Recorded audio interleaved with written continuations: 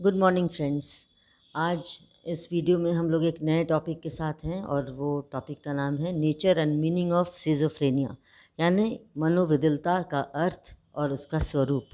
मनोविकलता क्या है? जैसे कि हम सभी जानते हैं कि मानसिक रोग दो प्रकार के होते हैं मेजरली। एक होता है न्यूरोसिस, दूसरा होता है साइकोसिस। न्यूरोसिस हल्के प्रकार के मानसिक रोग होते हैं और साइकोसिस जटिल प्रकार के मानसिक रोग होते हैं।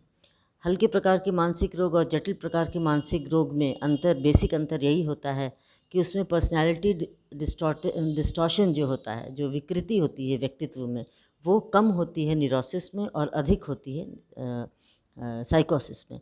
तो सिजोफ्रेनिया जो है वो साइकोसिस का ही एक प्रकार है, यानी कि यह एक प्रकार का मेजर मेंटल सिम्टम है जिसमें कि व्यक्ति का व्यक्तित्व जो है वो बुरी तरह से विक्षिप्त हो जाता है, विकृत हो जाता है। और पर्सनैलिटी जब किसी व्यक्ति का विकृत होता है तो उसके सारे बिहेवियर्स, उसका थिंकिंग, उसका इमोशन, एवरीथिंग इज़ डिस्टॉर्टेड। मतलब वो खुद से अपना कोई भी काम ना करने लायक होता है, ना किसी चीज़ की उसको संज्ञान में ले पाता है और ना ही उसको किसी तरह की कोई कॉन्शियसनेस होती है। तो ये उसका पूरा व्यक्तित्व जो है वो विक्षिप्त हो जाता है। इसमें ये एक गंभीर रूप से मानसिक विकृति है और इसमें बहुत सारे ऐसे मनोवैज्ञानिक हैं जिन्होंने पहले इसके बारे में बतलाया था। और सबसे पहले हम लोग ये जानना चाहेंगे कि इसको साइकियाट्रिस्ट लोग क्या कहते हैं। इसमें एक एग्ज़ाम्पल है 14 साल के बच्चे का, जो कि बहुत ही प्रोग्रेसिव था, बहुत ही वो बहुत ये था, इंटेलिजेंट था और अपने क्लास में हमेशा अच्छा करता था, इमोशनल स्टेबिलिटी भी थी उसके अंदर। लेकिन ऐसा देखा गया कि वो बच्चा जब 14 साल के बाद उसको ये धीरे-धीरे उसमें उदासीनता देखने में आने लगा, प्रत्याहार या हम कहेंगे विथड्रॉल सिम्पटम्स आने लगे, संवेगात्मक अस्थिरता के रूप में वो लक्षण उसके अंदर उभरने लगे। तो इसको बहुत लोगों ने कहा कि ये बच्चे तो बहुत कुशाग्र बुद्धि का था, बहुत तेज़ था, बहुत इंटेलिजेंट था, लेकिन आखिर इसको ऐसा हुआ कैसे? तो ये एमिल क्रेपलिन एक मनोविज्ञानी थे, उन्होंने साइकियाट्रिस्ट थे, उन्होंने इसको डिमेंशिया प्रीकॉक का नाम रखा है। तो डिमेंशिया प्रीकॉक्स का मतलब ये होता है कि इसमें व्यक्ति भूल जाता है, अपनी पुरानी बातों को भूल जाता है और वो मेंटल वीकनेस उसके अंदर आ जाती है, नेगेटिविज़्म आ जाता है और जो संवेगात्मक दुष्क्रिया उसके अंदर आ जाती है। तो इस तरह के जो जितने भी सिम्पटम्स होते हैं वो डिमेंशिया के लक्षण होते हैं और इसका कारण किसी न किसी प्रकार से चिंता होता है। तो ये सिज़ोफ्रेनिया का जो शब्द है वो एक ग्रीक शब्द से वो उत्पन्न हुआ है, जैसे स्किज़न और फ्रेन, यानी दोनों पदों को मिला के सिज़ोफ्रेनिया के नाम से एक मानसिक विकृति का नाम दिया। स्किज़न का मतलब ये होता है स्प्लिट होना, यानी कि विभक्त होना, और फ्रेन का मतलब होता है माइंड, यानी कि जब व्यक्ति का मन या माइंड अगर दो भागों में स्प्लिट कर जाता है तो उसको कहते हैं सिज़ोफ्रेनिया। लेकिन हम लोग ये देखते हैं कि उसका व्यक्तित्व जो स्प्लिट होता है तो व्यक्तित्व में स्प्लिट नहीं होता है, उसको स्प्लिट पर्सनैलिटी वो कुछ और ही है। लेकिन यहाँ पर क्या है कि इसमें सिज़ोफ्रेनिया के जो पेशेंट्स होते हैं वो उन लोगों में अधिकतर ये देखा गया है कि उनका जो मूड होता है, उनका जो जो स्थिति जो होती है, बिहेवियरल जो स्प्लिट्स उसमें पाए जाते हैं। तो इस तरीके से सिज़ोफ्रेनिया एक तरह का जटिल मानसिक रोग है जिसके बारे में हम लोग आज इसके में डिटेल में पढ़ेंगे। आइए देखते हैं meaning of schizophrenia. Meaning of schizophrenia यानी कि डेविसन और नील के एक डेफिनेशन के माध्यम से हम लोग इसको समझेंगे।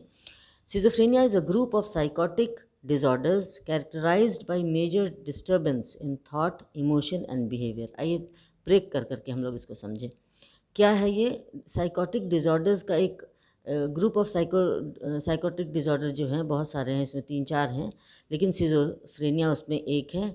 और उसमें क्या होता है? उसमें थॉट में यानी थिंकिंग में, चिंतन में डिस्टर्बेंस होता है, इमोशन में डिस्टर्बेंस होता है और बिहेवियर में भी, व्यवहार में भी डिस्टर्बेंस होता है। क्यों? क्योंकि उनका व्यक्तित्व जो होता है वो विघटित होता है। डिस्टॉर्टेड थिंकिंग यानी कि सोचने में, समझने में विकृति होती है। in which ideas are not logically related. उन लोग जो सोचते हैं, सोचते तो ज़रूर हैं, लेकिन उन लोग का जो थिंकिंग होता है वो लॉजिकल नहीं होता है, वो किसी तरह का कोई उसमें रेलेवेंस या अर्थ नहीं होता। फॉल्टी परसेप्शन, उनका जो प्रत्यक्षीकरण होता है वो भी गलत होता है। और अटेंशन भी लोग सही रूप से किसी चीज़ के प्रति अटेंटिव नहीं हो सकते हैं, लॉस ऑफ कंसंट्रेशन भी होता है उनको। बिजारे disturbances in motor activity and flat और इनअप्रोप्रिएट इफेक्ट। इसका मतलब ये है कि मोटर एक्टिविटी यानी चलना फिरना, दौड़ना, उठना बैठना, इन सारी चीज़ों में भी उन लोगों में डिस्टर्बेंस पाया जाता है। कभी कभी ये देखा जाता है कि एक ही पोस्चर में वे लोग कई घंटों तक, कई दिनों तक बैठे रह सकते हैं। नतीजा ये होता है कि वो स्पीच डिसऑर्डर भी उनमें होता है, वो बात नहीं कर पाते हैं ढंग से, बोलते भी हैं तो जो सवाल जो किया जाता है उससे बिल्कुल इररिलेवेंट जवाब मिलता है, क्योंकि वो समझ ही नहीं पाते हैं कि हमसे क्या पूछा जा रहा है। क्योंकि सबसे बड़ी बात है कि उनको अपने आसपास के वातावरण का और आसपास में क्या हो रहा है उसका भी कोई चेतना उसके अंदर नहीं होती, ना वो समझ पाते हैं अपने स्टिमुलस को, जो एक्सटर्नल स्टिमुलस है उसके बारे में वो बिल्कुल अनभिज्ञ होते हैं। तो ये जब इतने प्रकार के इसके डिस्टर्बेंस है इनके मन में, तो आप समझ सकते हैं कि इसको नॉर्मल इंसान उसको पागलपन का ही करार देता है। परंतु अधिकतर इसमें क्या देखा गया है कि इसमें डिल्यूजन्स, हेलुसिनेशंस और नेगेटिविटी, ये यानी भ्रम, विभ्रम और व्यामोह और ये नकारात्मकता जो होता है ये इन लोगों में पाया जाता है। तो इतने सारे जो सिम्टम्स उनके अंदर होते हैं, तो उनका व्यक्तित्व ऐसे ही बहुत ज़्यादा विक्षिप्त और विघटित हो जाता है।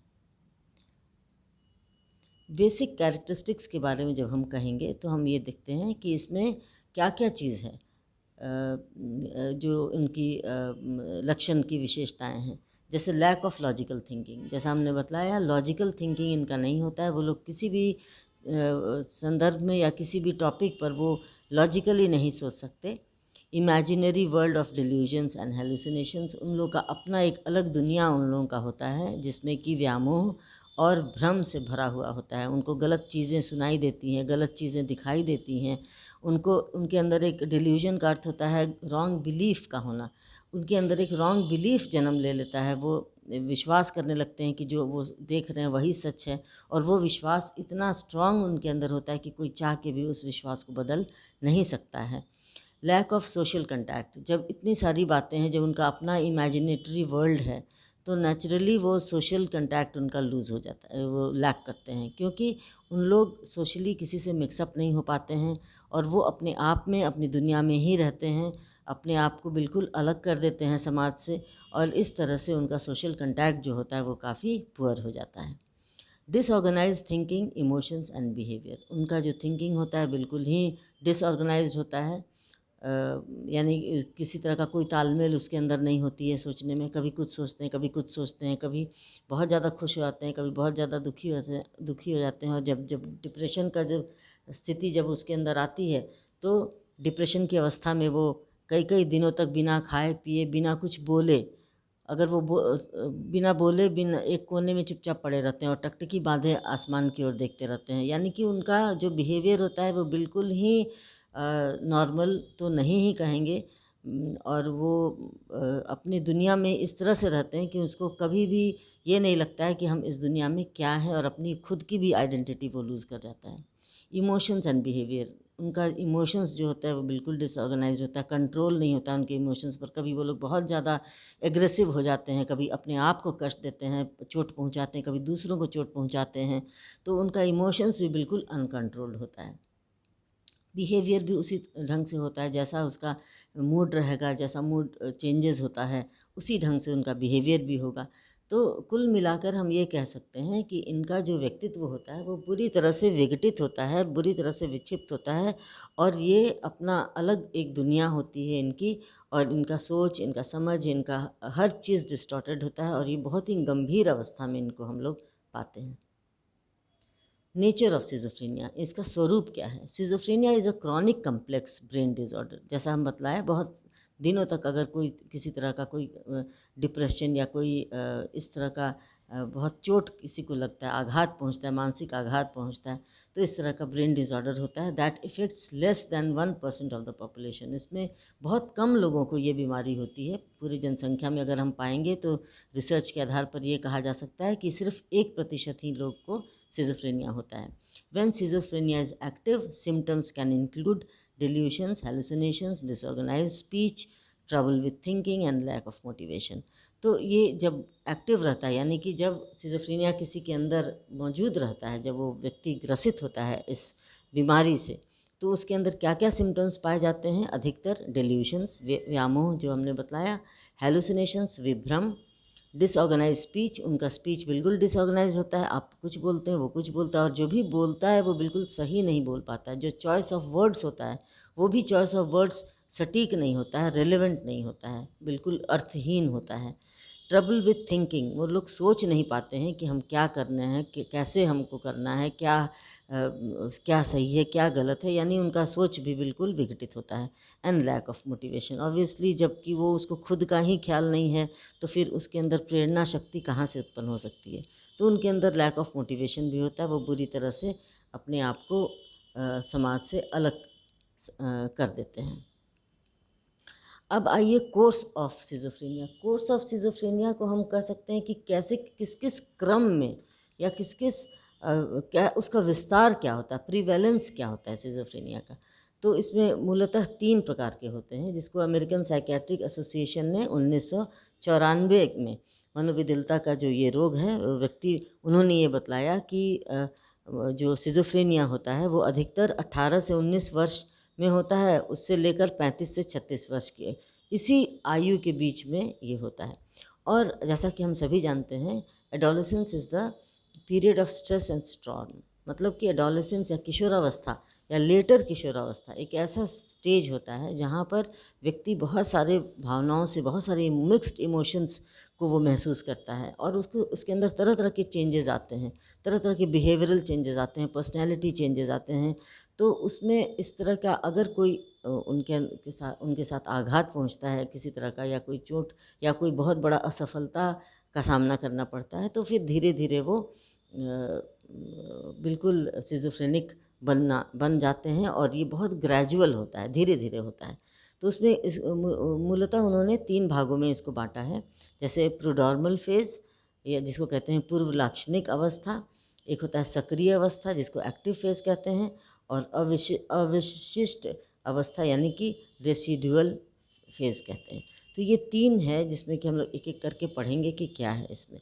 तो ये पूर्व लक्षणिक जो अवस्था है यानी प्रोडॉर्मल फेज़, तो इस अवस्था में सिजोफ्रेनिया के लक्षण रोगी में स्पष्ट उतना नहीं होते, परंतु व्यक्ति अपने जो कार्य से समान स्तर से गिरता हुआ नज़र आता है। जैसे कि हमने बताया था 14 साल का जो बच्चे के बारे में, तो 14 साल तक उसने बहुत अच्छी पढ़ाई की, बहुत अच्छा एडजस्टमेंट था, एवरीथिंग वाज वेरी नॉर्मल, लेकिन धीरे धीरे वो उसका स्तर गिरता गया।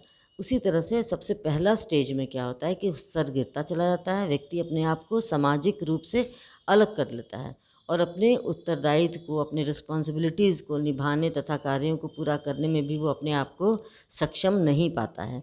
तो जैसे कि कुछ कुछ अजीब सा व्यवहार उन लोग करना शुरू करते हैं, जैसे कूड़ा करकट को इकट्ठा करना, किसी चीज़ को बहुत देर तक देखते रहना, या फिर जैसे किसी दूसरे के प्रति एम्पैथेटिक बिहेवियर नहीं रखना, कम्युनिकेशन कम हो जाना, एक दूसरे से बातचीत कम करना, और जो उनका जो स्पीच होगा वो भी विचित्र प्रकार का होने लगता है। तो इस तरह से इन लोगों में ये पूर्व जो फर्स्ट जो प्रोडॉर्मल फेज़ जो होता है यानी शुरुआती फेज़, उसमें इस तरह के लक्षण पाए जाते हैं। उसके बाद दूसरा स्टेज होता है एक्टिव फेज़ का। एक्टिव फेज़ जहाँ पर बिल्कुल वो रोग उसको जकड़ा हुआ रहता है। तो इस अवस्था में जो सिज़ोफ्रेनिया के जो लक्षण होते हैं वो बहुत ही मजबूत हो जाते हैं, बहुत ही स्पष्ट हो जाते हैं, और कहीं कहीं तो ऐसा देखने में आता है कि इस अवस्था की शुरुआत व्यक्ति के तनावपूर्ण ज़िंदगी से भी होती है। और जो पॉजिटिव सिम्टम्स होते हैं और नेगेटिव सिम्टम्स, इसमें जब हम लोग सिम्टम्स पढ़ेंगे तो हम लोग बताएंगे कि व्हाट आर नेगेटिव सिम्टम्स और व्हाट आर पॉजिटिव सिम्टम्स। दोनों ही सिम्टम्स इसमें स्पष्ट रूप से देखने को मिलते हैं। यानी कि जब वो सक्रिय रोगी के रूप में इसको घोषित किया जाता है, तब पाया जाता है कि इस जितने भी सिम्टम्स के बारे में जो हमने बतलाया अभी आपको डेफिनेशन के माध्यम से भी, वो सारे उनके अंदर मौजूद हो जाते हैं। थर्ड स्टेज होता है रेसिडुअल फेज़। रेसिडुअल फेज़ यानी इसमें क्या होता है कि इस अवस्था में रोगी फिर से वो प्रोड्रोमल फेज़ में लौटने के समान लक्षण दिखाना आरंभ कर देता है। जैसे कि सक्रिय अवस्था में बहुत गंभीर था लक्षण, और उसमें थोड़ी इस स्टेज में थोड़ी कमी आ जाती है, और इसमें धीरे-धीरे वो पीछे की ओर जाना शुरू करता है और लक्षण में कुछ कमी आना शुरू हो जाता है।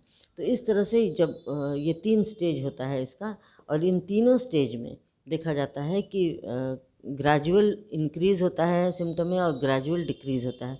लेकिन इस बीमारी का, जैसा कि अभी हम लोग और आगे भी बहुत पढ़ना है इसके बारे में, इसके टाइप्स के बारे में, इसके सिम्पटम्स के बारे में, इसके लक्ष्य कारण के बारे में और इसके ट्रीटमेंट के बारे में, तो हम लोग देखेंगे कि किस तरह से इन लोगों का ट्रीटमेंट हम लोग कर सकते हैं। हालांकि जिस तरह का इनका सिचुएशन होता है या जिस तरह की इनकी व्यक्तित्व होती है, ऐसे में इनका पूरी तरह से ठीक होना बहुत ही मुश्किल है और इनका प्रोग्नोसिस बहुत अच्छा नहीं हो पाता है। फिर भी हम लोग कोशिश करते हैं, बहुत सारे ऐसे थेरेपीज़ हैं और आजकल एडवांस मनोविज्ञान काफ़ी, क्लिनिकल साइकोलॉजी काफ़ी डेवलप्ड है, इसलिए काफ़ी हद तक इन लोगों को ठीक किया जा सकता है।